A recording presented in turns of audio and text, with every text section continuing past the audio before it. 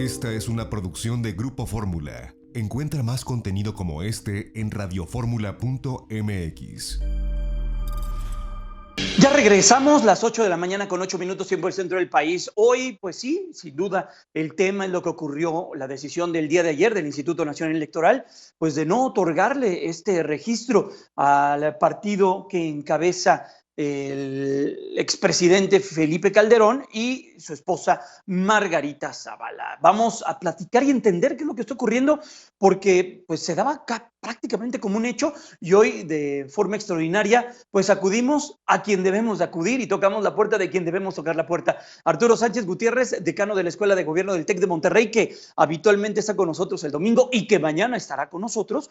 Hoy acudimos contigo, Arturo, para que nos des luz en este tema. ¿Qué fue lo que pasó, Arturo? Muy buenos días, ¿cómo te va?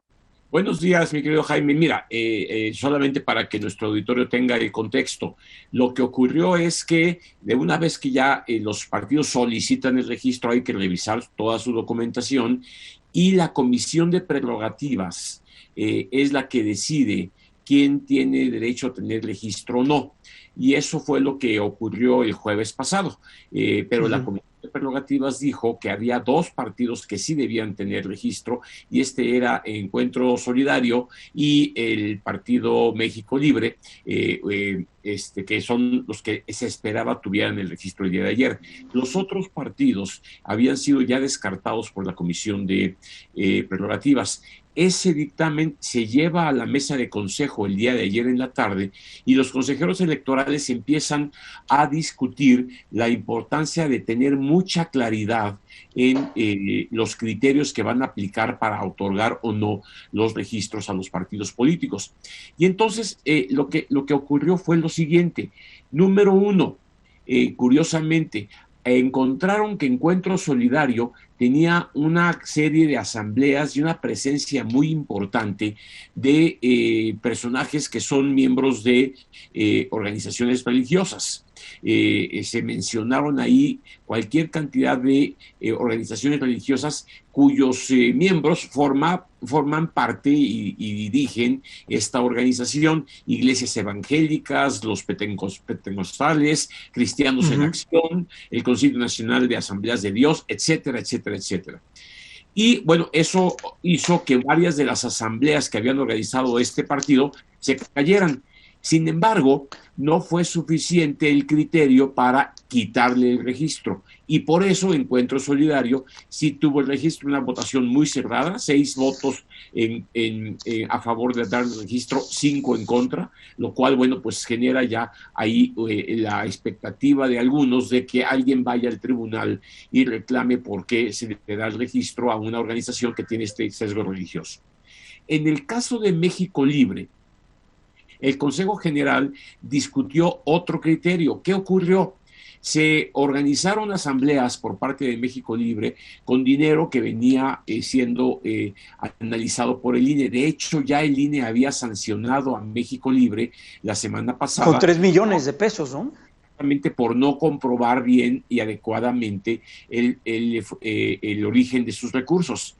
Y sin embargo, ese criterio fue suficiente para que decir, bueno, como tenemos un 8.6, un 8.7% de los ingresos de México Libre que no están siendo comprobados, no podemos darle el registro.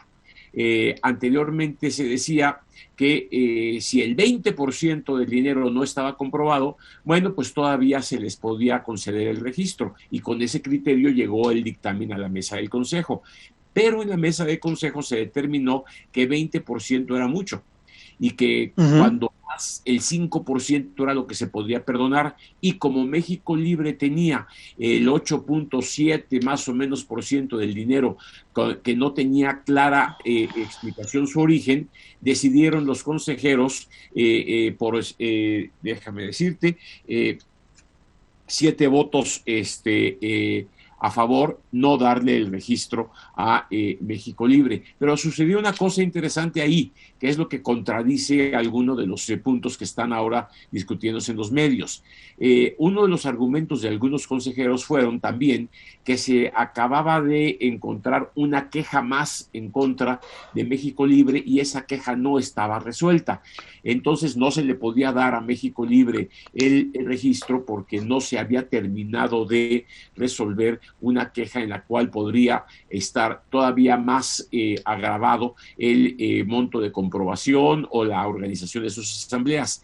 Lo que pasa es que esto mismo pasaba con el Partido Encuentro Solidario. Hay una queja que todavía no está resuelta sobre Encuentro Solidario y, sin embargo, en ese caso los consejeros sí decidieron darle el registro a Encuentro Ciudadano. Como te puedes imaginar, fue una discusión muy larga, terminó ya entrada la noche bueno, con estos criterios que se definieron en la mesa, los consejeros electorales tomaron las decisiones. En el caso de otros dos partidos que están vinculados con una intervención sindical importante por parte del CENTE, ya sea por la coordinadora o ya sea por el propio CENTE, lo que demostró el INE fue que había una altísima participación de miembros del sindicato, tanto en las asambleas como en la dirigencia de las asambleas, como en los secretarios técnicos de las asambleas, y en consecuencia se presume que hay una intervención sindical en la organización de estas dos organizaciones, dos partidos, y en consecuencia eso sí está directamente prohibido en la ley y por lo tanto los consejeros también con votaciones divididas decidieron no otorgarle el registro a redes sociales progresistas que se presume es dirigida por el yerno de la maestra Gordillo y a el Grupo Social Promotor de México que buscaban formar el partido México, partido político, que otra vez, Fuerza Social por México, que otra vez, incurren en el mismo tipo de problema. En consecuencia, pues esto fue lo que ocurrió y hay que ver qué dice el tribunal. Seguramente irán al tribunal a protestar estas decisiones algunos de los partidos y el tema es que ya empieza el proceso electoral el próximo lunes y estas organizaciones por lo pronto no estarán presentes en el INE. Oye, a ver, entonces, ¿cómo entender, Arturo, que en un mismo lugar lo que sucedió el jueves y la Comisión de Prerrogativas da visto bueno a estos dos institutos políticos y posteriormente en la discusión más a fondo el mismo Instituto Nacional Electoral dice no, uno sí y otro no? ¿Por qué pasa eso? Porque el dictamen lo propone el director ejecutivo de prerrogativas, que es el secretario técnico de la Comisión de Prerrogativas. En la comisión miembro del INE. Desde luego, miembro del INE. En la comisión de prerrogativas participan solamente 5 consejeros y lo que decide esa comisión se presenta al pleno en donde participan 11 consejeros. Lo que ocurrió es que los 5 consejeros que estuvieron con un proyecto el jueves, a la hora de confrontarlo con sus colegas en la mesa del consejo, decidieron pues afinar los criterios, incorporar nuevas informaciones y por lo tanto las votaciones ya no fueron similares a las que había hecho la comisión. Esto pasa en todos los órganos colegiados, es muy normal. Lo que quiera cuidar el INE es que los mismos criterios que se apliquen para un partido se apliquen para todos. Y eso es seguramente lo que van a discutir los partidos que no obtuvieron su registro ante el Tribunal Electoral. Ahora viene entonces, como bien lo comentas, la siguiente aduana, lo que subió Margarita Zavala a través de su cuenta oficial de Twitter, que irán al tribunal, acudirán al tribunal a impugnar esta decisión. Y deben hacerlo muy rápido porque el proceso electoral ya empezó y en consecuencia estos partidos que debieran tener spots ya circulando a partir del lunes tendrán que empezar a recibir sus prerrogativas desde ya, que tendrían que tener su representación en la mesa del Consejo General del INE y demás, pues no lo tendrán hasta que el tribunal o confirme lo que hizo el INE el día de ayer o les dé el registro. Cosa que, bueno, pues habrá que ver ya en la otra aduana, como tú dices, en la mesa del Tribunal Electoral del Poder Judicial de la Federación, qué es lo que ocurre. Son temas muy distintos, fíjate, intervención sindical, por un lado, dinero no aprobado, por otro lado, y participación de iglesias. Entonces, lo que el tribunal tendrá que enfrentar es una revisión muy cuidadosa de cómo el INE determinó los criterios para negar los registros u otorgar los registros en estos casos. Y con esto, bueno, pues tenemos un debate muy importante por delante, en donde, bueno, el tribunal tiene o tendrá pronto los elementos para hacerlo. Lo que yo creo que a los partidos que no obtuvieron el registro les urge es que les entreguen y les notifiquen oficialmente ya, porque a partir de ese momento tendrán 4 días para ir al tribunal a presentar su queja en contra de lo que acaba de acordar el Consejo General del INE. Por otra parte, bueno, pues las votaciones en el INE fueron claras, no fueron por unanimidad en ningún caso. Quiere decir que hay un debate interesante también al interior del INE, pero bueno, pues esos son los órganos colegiados que tenemos para poder construir acuerdos y tomar decisiones.